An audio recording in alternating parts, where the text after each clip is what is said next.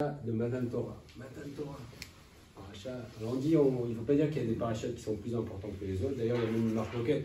C'est ce qu'on se lève pour les 10 commandements, etc. Et la plupart des communautés ne se lèvent pas pour les 10 commandements, parce que ça voudrait dire qu'il y a une partie de la Torah qui est plus importante, etc. Et même ceux qui se lèvent, alors ils se lèvent au début de la montée et ils s'assoient à la fin de la montée. Mais pour ne pas donner une importance particulière à une parole de la Torah, parce que toutes les paroles de la Torah ont la même importance. À tel point qu'on s'est rapporté dans la Gemara Brachot, qui se sont demandé est-ce qu'ils allaient intégrer dans la Tfila la lecture des 10 commandements tous les matins. Ils étaient d'accord, les Rami étaient d'accord, et finalement ils ont dit non. Pour éviter les thèses des hérétiques, et les hérétiques, c'est rapporté dans Rashi, c'était les élèves de Yeshua, les premiers élèves de Jésus, qui disaient que la seule chose qui a été donnée par Dieu, c'est les 10 commandements. Et à cause de ça, ils ont dit alors on n'intègre pas les 10 commandements dans la prière du matin, et c'est même interdit, c'est-à-dire que quelqu'un qui serait seul chez lui aurait le droit de lire les 10 commandements tous les matins.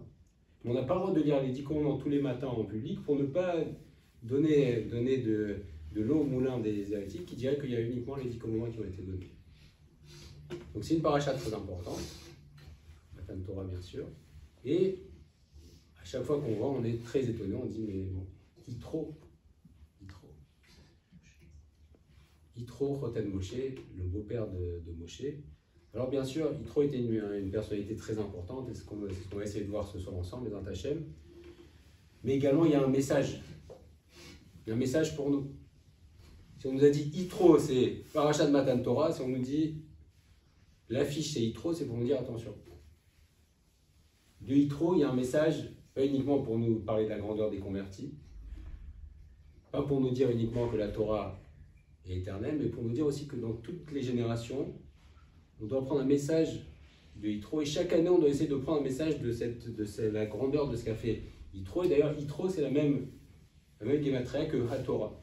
Donc c'est un message, Yitro est porteur d'un très très grand message. On va essayer de voir Bezrat Hashem, au moins une des facettes de la grandeur de Yitro. Donc comme on sait, Yitro était le beau-père de Moshe Rabbeinu, ni plus ni moins, et le père de Tzipora donc.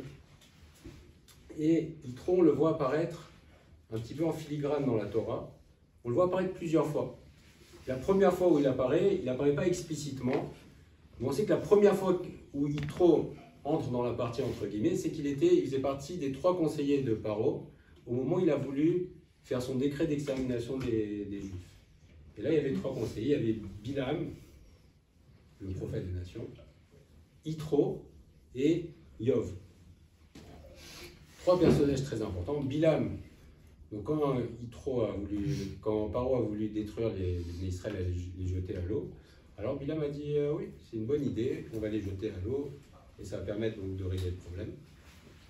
Yov s'est tué, il n'a rien dit. Et on dit que c'est pour ça que Yov a eu ses souffrances, parce que quand on voit quelque chose, un complot pareil, le silence équivaut à acquiescer, même si c'est pas une proposition, mais c'est quand même le silence n'est jamais innocent. Et Yitro s'est sauvé.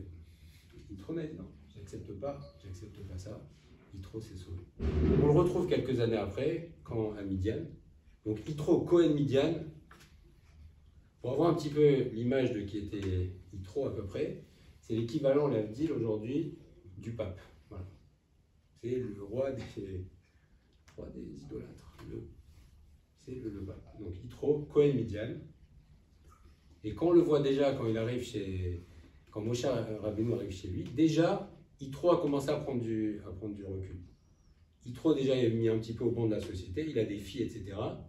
Et quand Moshe Rabbeinu arrive, il voit que ses filles sont prises à partie par les bergers, parce que Yitro avait déjà commencé à dire non, écoutez, moi je prends du recul par rapport à l'idolâtrie, je sens qu'il y a quelque chose qui ne va pas, etc. Et donc les filles de Yitro sont prises à partie par les bergers. Moshe Rabbeinu voyant ça, il les sauve, et de là, effectivement, Tzipora va dire à son père qu'elle a vu un Ish Mitzri, Moshe Rabbeinu, qui les a sauvés. Et là, Yitro, il dit quoi? Il avait entendu parler de Moshe, etc. Donc il a mis Moshe dans un puits pendant plusieurs années. Donc, Moshe Rabbeinu a passé plusieurs années dans un puits, à l'initiative de Yitro. Et Tzipora venait lui donner à manger pendant des années. Et après, quand Tzipora a dit à son père que Moshe est encore vivant après plusieurs années, il a compris qu'il y avait quelque chose de particulier. Et donc à ce moment-là, effectivement, il a accepté que Moshe Rabbeinu se marie avec sa fille. Après, donc, Moshe Rabbeinu est chez Yitro. Et au moment de partir, il vient lui demander conseil. Akadosh Baruch Hu dit à Moshe Rabbeinu, va délivrer le clan Israël. Il dit non. D'abord, je dois aller demander à Yitro. Akadosh Baruch Hu demande à Moshe Rabbeinu. Il dit non, je dois aller demander à Yitro. Pourquoi? Parce que Moshe Rabbeinu était un homme plein de Hakarat Hatov, plein de reconnaissance envers Yitro. Donc il a dit, je ne peux pas partir. Il a demandé. Et là, Yitro lui dit la fameuse phrase, l'Ech le Shalom. Quand on souhaite à quelqu'un d'avoir de la bracha, on lui dit, l'Ech le Shalom, va vers le Shalom. Yitro lui dit, vas-y. Et après, donc, Yitro disparaît un petit peu de la circulation jusqu'à la paracha de cette semaine. Et là, premier mot de la paracha, Vaishma Yitro. On va voir ce qu'a entendu Yitro. En tout cas, Vaishma Yitro, et là, que fait Yitro? Il prend sa fille et ses petits-fils, Gershom et Eliezer, et il prend la décision de quitter Midian et de rejoindre les Bnei Israël dans le désert. Il va dans le désert. C'est un homme extrêmement riche, etc. Il dit, allez, on y va toute la famille. On va rejoindre Moshe et les Bnei Israël, le peuple d'Hachem, dans le désert. Moshe l'accueille royalement. Il sort à sa rencontre. Ils font la fameuse Seudat Yitro. C'est là aussi Seudat Yitro. Il y a eu cette fameuse Seudat où ils étaient devant un Kadosh Baruch Hu. Et le lendemain, Moshe Rabbeinu s'assoit pour juger le clan Israël, etc., toutes les demandes qu'il y avait. Et là, Yitro donne un conseil à Moshe Rabbeinu. Donc Moshe Rabbeinu, roi d'Israël, prophète qui a reçu la Torah, Yitro vient et donne un conseil à Moshe Rabbeinu. Il lui dit, je ne comprends pas pourquoi toi tu es assis et tout le peuple vient devant toi, etc. Toi tu vas t'épuiser. Et eux aussi vont s'épuiser, et c'est pas bien, et je te conseille donc de nommer des responsables, des chefs de 10, des chefs de 50, des chefs de 100, qui vont te seconder, etc. Et Moshe Rabbeinu accepte le conseil. Et pourquoi il s'appelle Yitro? Yitro a 7 noms. Il s'appelait Yeter.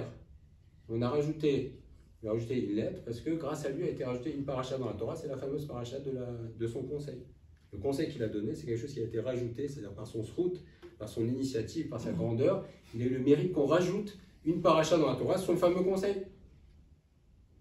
C'était de son initiative, et ça fait partie intégrante de la Torah.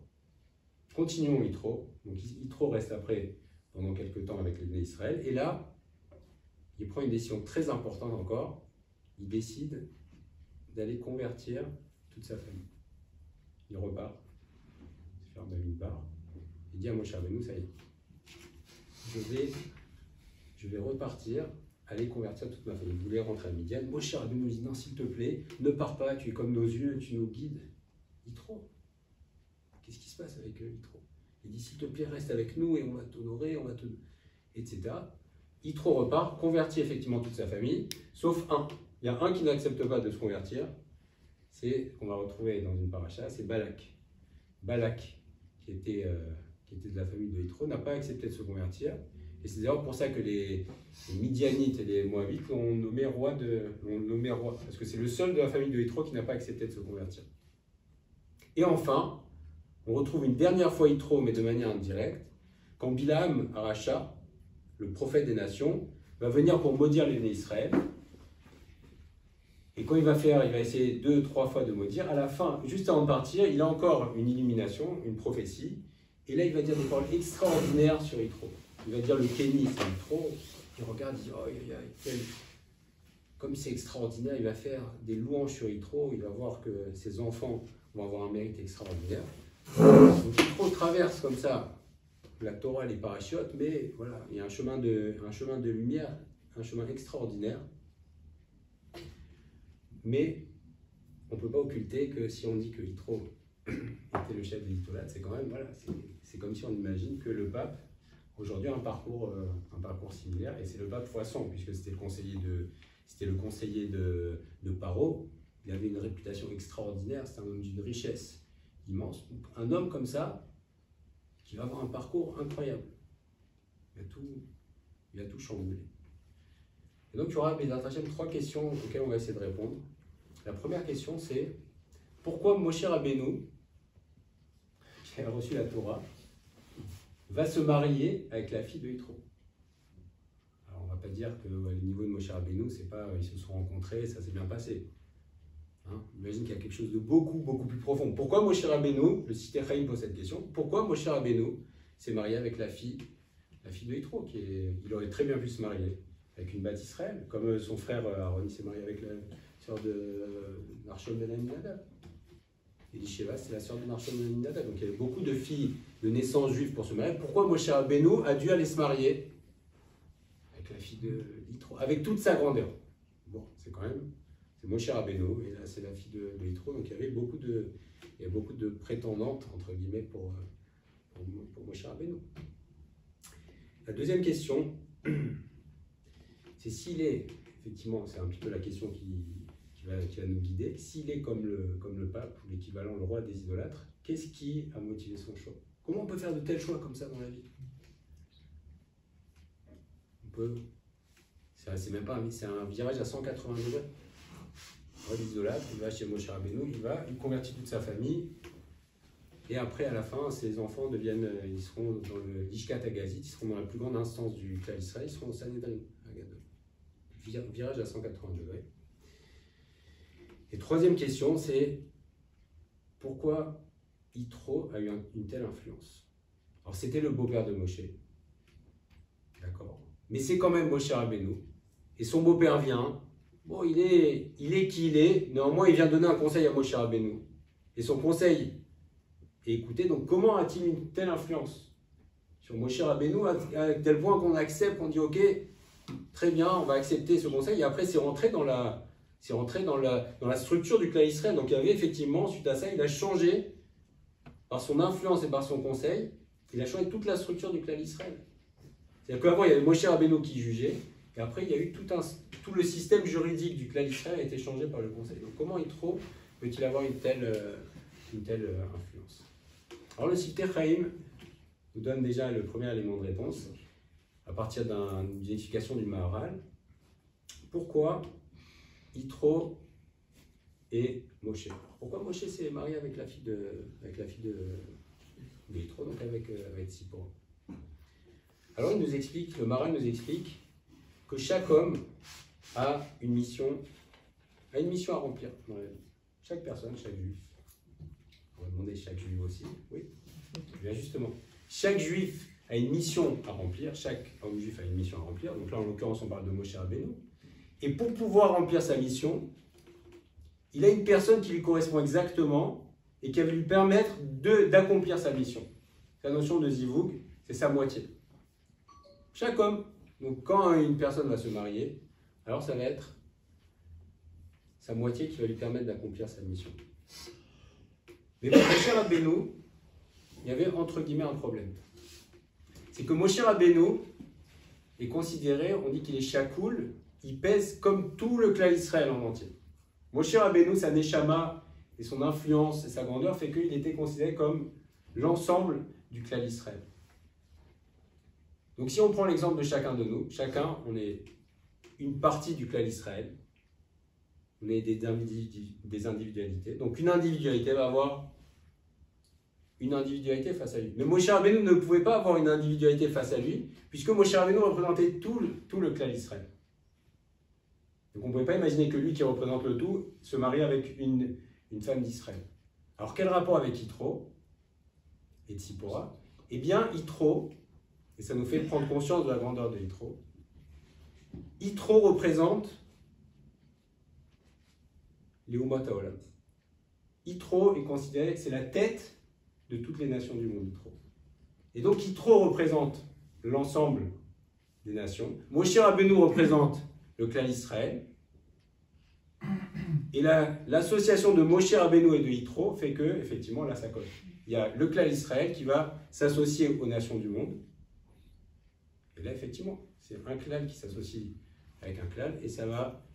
Et pourquoi Tzipora? Parce que, étant donné que Tzipora avait reçu l'éducation de son père, qui représentait l'ensemble des nations du monde, donc il fallait, selon le Maharal de Prague, que effectivement Moshe se marie avec Tzipora, mais pour s'unir à Yitro, qui représente lui-même l'ensemble des nations du monde. Donc là, on commence à comprendre la grandeur de Yitro. Et quand Yitro vient rejoindre le clan d'Israël, il y a une odeur de Géoula. On va expliquer pourquoi ça n'a pas été la Géoula. Mais il y a une odeur de Géoula. Qu'est-ce qui va se passer à la fin des temps? À la fin des temps, il va y avoir le Mashiach. Et Moshe a un statut de Mashiach. Il a la Neshama du Mashiach. À la fin des temps, ce qui va se passer, c'est qu'il y aura une révélation. Et les nations du monde vont se rendre compte que le Hémet est chez le clan Israël. Et toutes les nations du monde vont venir vers le Mashiach, vers le représentant du clan Israël et vers le représentant de Dieu. Donc quand Yitro fait cette démarche, lui qui représente le clan Israël, il y a une odeur de Géoula. C'est les nations du monde qui vont vers le Hémet, vers la Torah, vers le Mashiach, vers la Kadosh Baruch Hu. Et pourquoi ce n'était pas la Géoula? Parce que c'est resté une démarche individuelle. Au moment où Akadosh Baruch Hu a donné la Torah, il a rapporté que le monde entier s'est tué à ce moment-là. C'est pas uniquement, on n'était pas juste dans le désert, c'était pas une petite réunion, une réunion de famille, c'était pas ça du tout. C'est qu'au moment de Matan Torah, il y a eu le silence dans le monde entier. Le monde entier a su, il y a eu des bruits dans le monde entier, le monde s'est figé complètement. Akadosh Baruch Hu est descendu sur terre. Et là, les nations du monde sont allées voir Bilam qui était déjà leur prophète. Ils sont allés voir Bilam et ils ont dit, Bilam, qu'est-ce qui se passe? Dieu est en train de détruire le monde? Il dit non. Et qu'est-ce qui se passe? C'est quoi ces bruits? Qu'est-ce qui se passe? Bilam leur a dit la phrase qu'on dit tous les matins, Hachem ose les Amoïten. Hachem est en train de donner, ose la puissance à son peuple. Il a dit, donc Bilam leur dit, ne vous inquiétez pas, Dieu est en train de donner, ose c'est la Torah. Dieu est en train de donner la Torah. Qu'ont fait les nations du monde? Chacun est rentré chez soi. Et c'est le grand reproche qu'on fait aux nations du monde, c'est qu'au moment où Bilam leur a dit Hachem ose la Moïten, Dieu donne la puissance, donne la Torah. Il y a un changement fondamental dans le monde. Qu'ont fait les nations du monde? Chacun est rentré chez soi. Le seul qui a pris une décision sérieuse, c'est Yitro. Et c'est ça, Vaishma Yitro. Vaishma, c'est pas il a écouté comme on écouterait de la musique.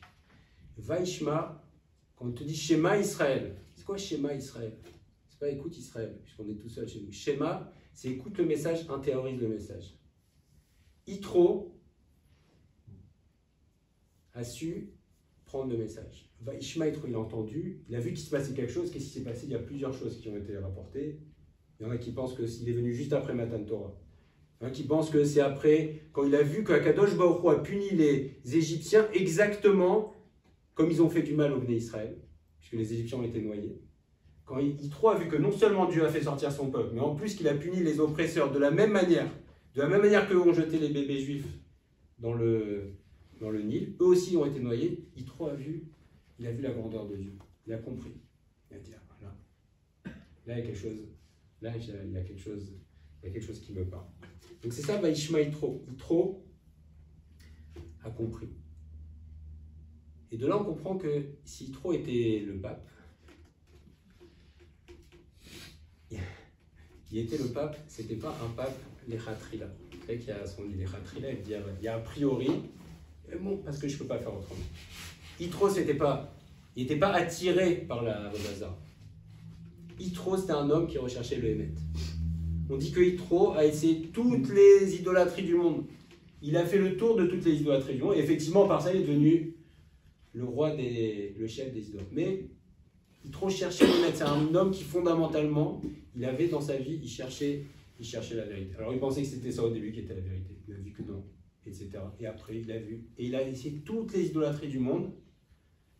Et il a dit non, ça va pas, ça va pas. Et jusqu'à ce que Vaishma, là, ça y est, je vois que ça c'est la vérité. Et là, qu'a fait Yitro? Il a dû revenir. Et c'est ça que Yitro fait dans toute sa vie. C'est la très grande force de Yitro. C'est Yitro, c'est prendre des décisions des grandes décisions, quand il est convaincu de quelque chose, que c'est bien ou que ce n'est pas bien, il sait prendre des décisions fortes. Quand il y avait le conseil avec Paro, il n'a pas été ni comme Bilam, ni comme Yov. Qu'est-ce qu'il a fait? Yitro, il a dit non, non, non, non, il y a quelque chose qui ne va pas du tout ici. Yitro s'est sauvé. Il a vu que si ça n'allait pas, Yitro part. Il s'en va, il ne pose pas de questions. Il a dit, j'ai compris que ça ne va pas. Ce que veut faire Paro, c'est quelque chose qui n'est pas acceptable. Il ne reste pas dans le coin, il s'en va. Quand il est à Midian et qu'il voit que l'idolâtrie, c'est du mensonge, que fait-il? Il se met en retrait. Il est mis au banc de la société, néanmoins. Il est au banc de la société, mais ça ne change rien. Il a pris une décision ferme. Il a dit, ça maintenant, je prends du recul. Ses filles sont mis au banc de la société, sont embêtées, etc. Ce n'est pas pour ça que Yitro va revenir en arrière. Si on continue encore, quand il vient rejoindre dans le Midbar, dans le désert, pareil, Yitro, il faut imaginer qui était Yitro. Yitro, il vivait dans un palais, c'est un homme d'une richesse immense. Et il dit, je pars. Je vais dans le désert. Je pars. Je prends toute la famille et je pars. Il était riche, il était respecté, il était honoré. Et Yitro avait 1001 raisons de rester. Premièrement, le confort. C'est un homme, il avait hôtel 5 étoiles, il était très respecté, il était très riche, c'était un homme, un très grand notable, ne serait-ce que pour ça. Deuxième raison qui est rapportée par le même Loez, Yitro aurait très bien pu avoir un problème de kavod. La norme, c'est qu'en général, c'est plutôt le gendre qui va honorer le beau-père. Donc Yitro aurait pu très bien dire, j'attends que ce soit Moshe qui vienne me voir. Il était chez moi, je laissais partir maintenant. Des choses, c'est de venir. C'est quelque chose de légitime. Il aurait très bien pu avoir ce type de calcul. Il aurait pu dire, bon, ok, il a fait sortir les Juifs d'Égypte, mais maintenant, bon, j'ai sa femme, ses enfants. C'est à Moshe de faire la démarche. Non. Yitro est un homme qui sait prendre des décisions et Yitro cherche le Hémet. Il cherche les bonnes influences. C'est ça le fil directeur de Yitro. Yitro se sauve quand il voit qu'il y a une mauvaise influence. Paro, c'est une mauvaise influence. C'est le roi d'Égypte, l'homme le plus puissant du monde. Je pars. Je ne veux pas des mauvaises influences. Midian, je ne veux pas des mauvaises influences. Ah, il y a une bonne influence. Alors j'y vais.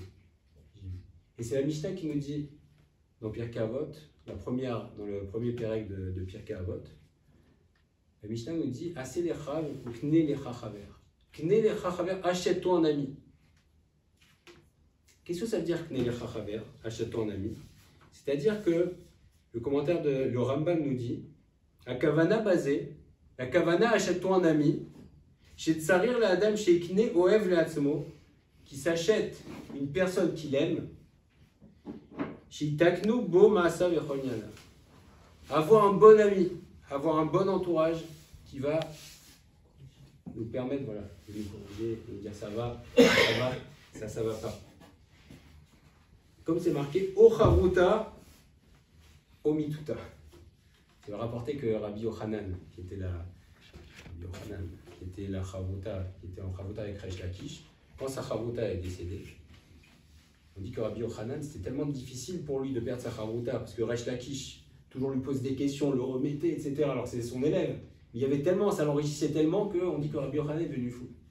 À la fin, il est devenu fou. Ça lui a fait tellement, c'est douloureux pour lui la perte de son ami, la perte de cette bonne influence qu'avait sur lui Reish Lakish, que Rabbi Yochanan est devenu. Et si ça ne marche pas, nous dit le Rambam, Ve'im lo imatseo, s'il ne le trouve pas, Tsarir leishtadel bo becholibo. Il faut chercher absolument de tout son cœur, rechercher quelqu'un qui va nous influencer, positivement. C'est la Mishnah qui nous dit ça. Et là, Bémet, on touche un point, c'est un point fondamental, puisqu'on veut essayer de prendre des messages pour notre vie de tous les jours. C'est l'importance de la séviva, l'entourage. L'importance fondamentale qu'a... Il n'y a rien qui influence plus une personne, un homme, une femme, On a beaucoup parlé des enfants, mais là on va parler des adultes. Les adultes, bien sûr pour nos enfants c'est important, mais un adulte aussi, il n'y a rien qui influence plus la personne que l'entourage. C'est la chose qui a, que ce soit vers le haut ou vers le bas, c'est la chose qui influence le plus. Et Bémet, il y a deux types de caractères. Il y a le caractère de celui qui va plutôt être mashpia, quelqu'un qui va plutôt avoir tendance à influencer. Et il y a plutôt les caractères qui vont être plutôt mouchpa, c'est-à-dire qui vont être influençants, qui vont être influencés. Néanmoins, même celui qui est le plus grand mashpia, même celui qui va avoir la plus grande influence sur les autres, il est obligatoirement influencé. Ça n'existe pas quelqu'un qui n'est pas influencé par son entourage. Impossible.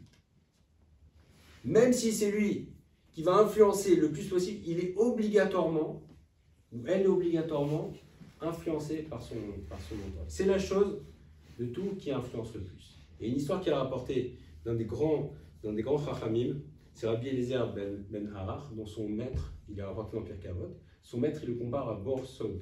C'est un puits profond qui retenait tout, etc. Et donc c'est un des plus grands chachamim de son époque, c'était un Tana. Et un jour, il a voulu déménager. Sa femme, etc. Il voulu déménager. Voilà. Donc son Rav, Rabbi Yochanan ben Zakkai, disait que c'était une source jaillissante. Voilà. Et un jour, sa femme lui a demandé de déménager à John Site. Bon, il est allé, il voulait faire plaisir à sa femme. Mais c'était une très belle ville, magnifique. Très très belle ville, mais il n'y avait aucun sage. Donc il est parti d'un endroit où c'était une ville de Chachamim, et il est allé rêver dans un endroit où il n'y avait aucun Chacham, il n'y avait plus personne. Alors il est allé quand même. Au bout de quelques jours, il y avait de la peine, il voit qu'il n'y avait personne avec qui étudier la Torah, il n'y avait plus personne avec qui échanger. Il demande à sa femme, il dit bon, on va rentrer. Et là sa femme lui dit quelque chose qui s'entend. Elle dit écoute, qui est-ce qui a besoin? C'est toi leur âme. C'est toi qui leur as enseigné. Est-ce que c'est toi qui as besoin d'eux ou c'est eux qui ont besoin de toi? Elle dit non, c'est eux qui ont besoin de moi. Elle dit alors ok. Alors ce qu'il faut faire, alors tu restes, s'ils veulent venir, ben, ils n'ont qu'à venir. Il a écouté sa femme. Eh bien, le Midrash nous témoigne qu'il est resté, il a tout oublié. Il a oublié tout son savoir. Tout son savoir. C'était un des plus grands chachamim. Son maître, Rabbi Yochanan ben Zakkai, il témoigne que c'est une source jaillissante. C'était un tzaddik d'un niveau extraordinaire. Il a tout oublié, à tel point que quand il est revenu dans sa ville, on l'a appelé pour lire la Torah. Pour lire la Torah. Il a confondu, il n'arrive même plus à lire le pasuk. Au lieu de dire à Chodesh Hazelachem, il a dit à Cheresh Hayalibam. Il a tout confondu. Il n'arrive même plus à lire. Et là, ils ont eu tellement de peine pour lui, c'est rapporté ici, qu'ils ont prié, ses anciens élèves ont prié pour lui, ses collègues, et Akadosh Baruch Hu lui a renvoyé Eliyahu Hanavi pour qu'il lui réapprenne sa Torah. Donc il avait tout oublié. Pourquoi? Et c'est même pas qu'il avait une mauvaise influence, c'est qu'il avait perdu l'influence de son entourage. Il y a la Mishnah connue aussi de Rabbi Yossi ben Kisma. Il rapporte un jour, on lui a dit viens, je te fais venir dans une ville. On lui demande avant, on lui dit où est-ce que tu habites? Il a dit j'habite dans une grande ville de Chachamim, etc. Donc il avait un très bon entourage. On lui dit viens, je te paye des millions et des millions, des pierres précieuses, etc. Et viens vivre avec nous. Il a compris que ce que voulait cette personne, c'était pas développer les qualités, etc. Il voulait simplement qu'il vienne et que ce soit un bon intervenant auprès des autorités romaines. Il a dit même si tu me donnes toutes les pierres précieuses, toute la richesse, tout l'or et l'argent du monde, je n'irai nulle part ailleurs que dans un endroit où il y a de la Torah, un endroit où en tout cas je suis bien influencé. C'est l'importance de cette Seviva. Et Bémet, on voit dans la Torah énormément d'exemples. Toute la Torah est jalonnée d'exemples où on nous dit, les Avot HaKadoshim, etc., on nous dit que les choix sont faits par les Avot HaKadoshim en permanence dans ce sens. Avraham Avinu, qui aimait tellement son fils Ishmaël, il aimait Ishmaël. À tel point que Kadosh Baruch Hu dit à Avraham Avinu pour la Kedah d'Isaac, il lui a dit prends ton fils, ton unique, et Avraham Avinu dit mais mon fils lequel là? Yitzhak ou Ishmaël? Il y a deux. Il dit ton unique. Il dit mais les deux ils sont uniques pour moi. Et il lui dit Yitzhak. Donc Abraham Avinu avait un amour très profond pour Ishmaël. Néanmoins, quand sa femme Sarah lui a dit que son fils Ishmaël commençait à mal tourner, Akadosh Baruch Hu lui a dit écoute ta femme. Écoute ta femme, c'est une mauvaise influence. Et là, effectivement, il n'y a pas eu de pshara. Il n'a pas essayé de faire de demi-mesure. Abraham Avinu a pris son fils Hagar et a dit vous partez. Vous partez. Avec Lot également. Abraham Avinu, quand il a vu que Lot, son neveu, a commencé à mal tourner, c'était son neveu et c'était aussi le frère de Sarah, Lot. Donc c'est quand même très proche. Imagine le beau-frère, c'est le beau-frère et en même temps son neveu, qu'il avait pris sous sa coupe pendant des années. Quand il a vu que Lot commençait à mal tourner et que ses bergers commençaient à voler, il a dit écoute, tu choisis où tu veux, tu vas à droite, je vais à gauche à droite, mais on ne peut pas rester ensemble, impossible de rester ensemble, c'est Abraham Avinu. Yaakov Avinu, quand il voit Esav, il se réconcilie, c'est son frère jumeau. Esav est revenu à des meilleurs sentiments, il dit viens on va faire un petit bout de chemin ensemble. Esav dit non, écoute, Yaakov Avinu dit avance, mes enfants sont fragiles, mes troupeaux, etc. Avance, on va se rejoindre à Seir. À Seir, c'est l'endroit où vit Esav, mais c'est aussi on va se rejoindre au Mashiach. Yaakov Avinu a dit non, je ne veux pas. Et on voit que dans le passouk, Yaakov Avinu dit Atilena miyad achi miyad Esav. On sait très bien que son frère c'est Esav. Il dit miyad achi, sauve-moi de mon frère, sauve-moi de Esav. Pourquoi cette redondance? Achi, parce qu'il y a soit Achi, Esav peut se comporter soit comme mon frère, soit comme Esav, avec son glaive. Et Yaakov Avinu dit en premier, le Shem Ishmael nous dit, Yaakov Avinu dit en premier, sauve-moi de mon frère. Sauve-moi, j'ai plus peur quand Esav, qui a une mauvaise influence, est mon frère, que quand il est mon ennemi. Quand il est mon ennemi, au moins je sais à quoi m'en tenir. Mais l'influence, il a dit non, avance. Je ne veux pas faire de route avec lui. Bechavod, sans lui manquer de kavod, lui il a dit avance. On se sépare gentiment. Et dans la parashat Hashavua, la semaine dernière, parashat Béchalar, c'est rapporté au début, Vaïchi Béchalar Paro, qu'a fait Akadosh Baruch Hu? Akadosh Baruch Hu a dit je ne vais pas faire passer les Bnei Israël par la terre des Pélishtim. Il ne veut pas les faire passer à l'endroit des Philistins. Pourquoi? À cause de l'influence qu'ils auraient pu avoir. Akadosh Baruch Hu a préféré faire passer tout le peuple dans le désert aride, mais il a dit non. S'ils vont passer par la terre des Philistins, alors ils vont réussir à les influencer. Et donc Akadosh Baruch Hu a fait faire un détour à tout le clan d'Israël pour éviter, ne serait-ce que pourtant c'était les Bnei Israël étaient en train de sortir, mais il y a drama d'Égypte. Akadosh Baruch Hu a dit je ne veux pas d'influence, je préfère qu'ils passent par le désert. Et aussi, parce qu'il craignait que les Bnei Israël soient effrayés par la guerre avec les Philistins et retournent directement. Également. Il y a les deux raisons. On ne peut pas oublier. C'est vrai, il y a les deux raisons. Et quand on va conquérir Israël, tout le chômage de Varim, c'est uniquement des conseils. On dit à Yoshua Binu, on dit quand tu vas arriver en Israël, surtout chasse les peuples. Chasse les peuples, ne laisse pas. C'est la seule fois où on dit chasse les peuples, ne laisse pas un seul, enlève-les. Ils avaient le choix, soit ils partaient, soit on ne laissait pas. On ne laissait aucun peuple. Pourquoi? Toujours pareil. On conquiert Israël. La conquête d'Israël, c'est Yoshua Ben Nun, c'est une génération extraordinaire. Il faut imiter et d'ailleurs l'influence. Et d'ailleurs ils ont laissé. Il y a certaines peuplades qui sont restées, et de là, il y a eu effectivement l'idolâtrie, etc. Et là, si vous voulez bien, on va lire un Zohar qui nous dit comme ça. Le Zohar nous dit, regarde, s'il n'y avait pas eu le Erev Rav, on sait qui sont le Erev Rav, n'est-ce pas? C'est des Égyptiens qui ont été très impressionnés par la sortie d'Égypte. Parce que la sortie d'Égypte, c'est un spectacle extraordinaire. Donc il y a des Égyptiens qui ont vu la sortie d'Égypte, ils ont dit on veut se convertir, on veut venir avec vous. Et Moshe Rabbeinu dit à Kadosh Baruch Hu, voilà, ils veulent venir. À Kadosh Baruch Hu, il dit non.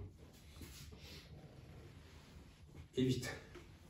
Mais Akadosh Baruch Hu n'oblige pas Moshe Rabbeinu, il dit bon. Et Moshe Rabbeinu finalement décide de faire venir avec eux le Erev Rav. Et on sait que le Erev Rav, ce sont eux qui ont été les instigateurs du veau d'or. Le Zohar nous dit, s'il n'y avait pas eu le Erev Rav, qui s'est collé à Israël, Lo Itavid Aouvda, ils n'auraient jamais fait le Hegel, et les Bnei Israël ne seraient jamais morts. Parce qu'au moment où il y a eu Matan Torah, les Bnei Israël sont devenus immortels. Donc les Bnei Israël ne seraient jamais morts. Tous ceux qui sont morts, c'est à cause... Oui. Excuse-moi, j'ai pas entendu la phrase, il y a 2 mots, 3 mots.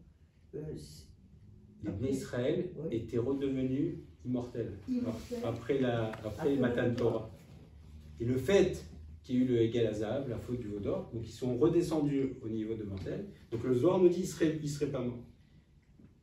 Et tout ce qui s'est passé pour le clan Israël, toutes les difficultés du clan Israël, ne seraient pas arrivées s'il n'y avait pas eu le Erev Rav. Pourquoi? Parce que quand Akadosh Baruch Hu a donné la Torah aux Bnei Israël, il les a rendus comme des anges. Et il voulait les libérer de tout.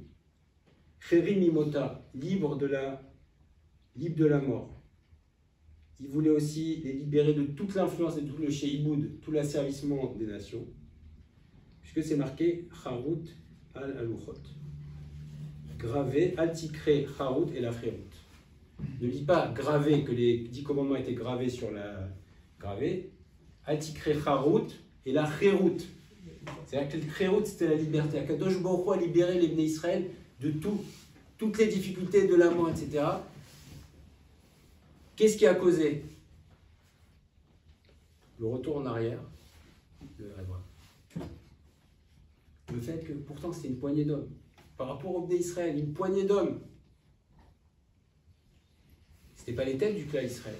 Et pourtant, ils étaient là. Et au moment où ça a dû basculer, qu'est-ce qui a fait basculer la situation? C'est le Erev Rav.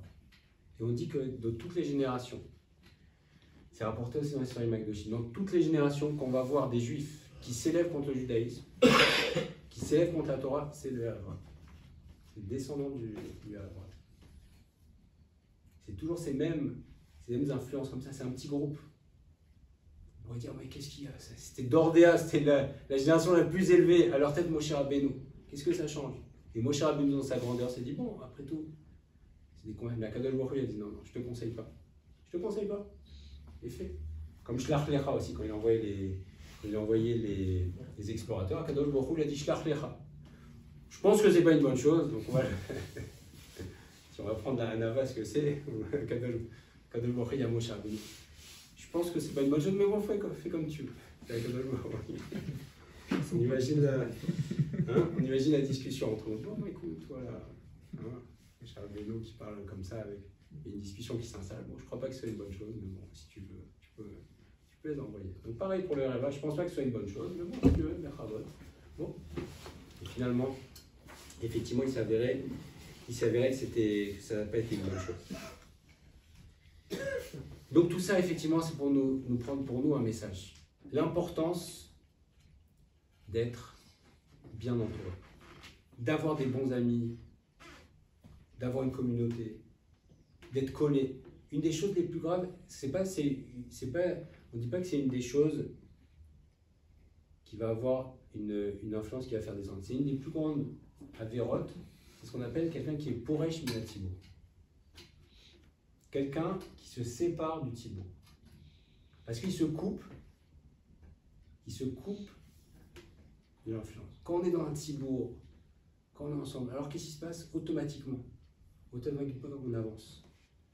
Très souvent, mon Rav Schneor dit, quand on est dans un endroit, dans une communauté, alors que ce soit dans une synagogue, Beth Midrash, etc., ou dans une communauté, alors on avance automatiquement, sans s'en rendre compte. Le fait qu'il y ait une influence positive, etc., alors ça avance. Comme ça. Pourquoi? Parce qu'on est attiré.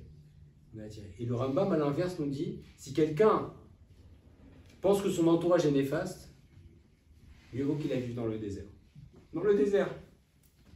Tout seul dans le désert, mais qui ne reste pas avec des mauvaises influences. Et le Messie Yeshayahu nous dit, une des choses qui fait le plus régresser l'homme, c'est aussi les mauvaises influences.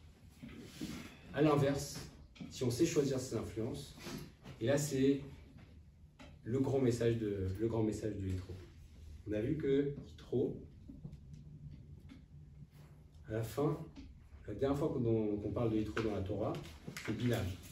Et Bilam, quand il fait sa dernière prophétie, Bilam, c'est un passage qui est rapporté dans la Torah, il dit comme ça.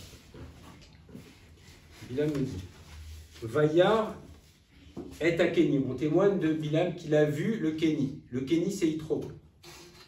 Dans sa prophétie, il a vu le Kéni. Il a vu Yitro et ses descendants. Vaïssa Meshalo, il a commencé à dire son machal, sa parabole. Vayomar, il a dit Etan Moshavecha. Ton installation est très puissante. Vesim Basela Kinecha.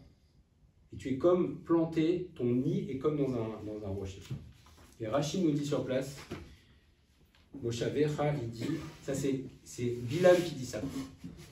Tema Ani, il dit sur Yitro, il dit, je m'étonne, je suis très étonné. Mais Echan Zachita l'écart. Mais d'où tu as mérité tout ça, Yitro? Il dit, Allo, Ataimi Aïta Betsa, Abanitra Kemalo. Bilam il dit, mais tu étais avec moi quand il y a eu le complot de Paro. Quand il y a eu le fameux complot, on était ensemble, Yitro. Quand Paro a dit, venez, on va commencer à faire des chormot contre les Bnei Israël. Bilam dit, mais Yitro, tu étais avec moi. Comment tu as mérité tout ça? Et là, il lui dit, mais non, Veata, tu es assis parmi les Bnei Israël, et tes enfants aussi. Les enfants de Yitro étaient, comme on a dit, ils étaient dans le Lishkat Agazit. Le Lishkat Agazit, les enfants de Yitro, effectivement, Yitro a réussi. Il a réussi à convertir sa famille sauf Balak. Et les enfants de Yitro sont devenus membres du Sanhedrin. Le Sanhedrin siégeait, on dit le Sanhedrin Agadol, c'est les 71 plus grands sages du clan d'Israël. Et les fils de Yitro, les petits et arrière-petits-enfants de Yitro, étaient au Lishkat Agazit. Ils étaient dans le Sanhedrin et ils siégeaient dans le Sanhedrin.